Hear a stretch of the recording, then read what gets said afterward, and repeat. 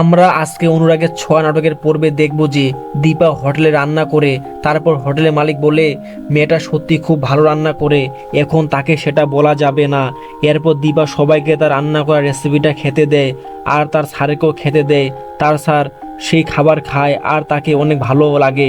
এরপর সবাই তার রান্না খেয়ে স্যারকে এসে বলে, স্যার আমরা যদি এই খাবারটা সকালের মেনুতে রাখি তো কেমন হবে।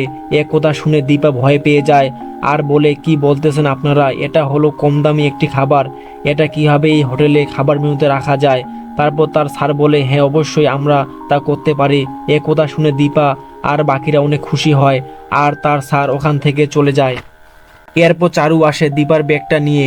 তা দেখে দীপা বলে, আপনার ব্যাগের সাথে আমার ব্যাগটা এক্সচেঞ্জ হয়ে গিয়েছিল, আপনি একটু দাঁড়ান, আপনার ব্যাগটা আমি নিয়ে আসছি।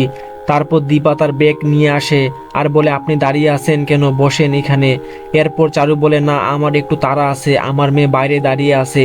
এ কথা শুনে দীপা বলে, কোথায় আপনার মেয়ে, ওকে ভিতরে আসতে বলুন। এই বলে সে দরজার কাছে যায়। এই দেখে চারু বলে, কি ব্যাপার, উনি আমার মেয়েকে দেখার জন্য এরকম করতেছে কেন। এ কথা শুনে হোটেলের একটি লোক বলে, আসলে ম্যাডাম, আসলে উনি খুব ভালো, তাই আপনার মেয়ে বাইরে দাঁড়িয়ে আছে সেটা তিনি মেনে নিতে পারতেছেন না, তাই উনি বাইরে গেছেন আপনার মেয়েকে ডাকতে।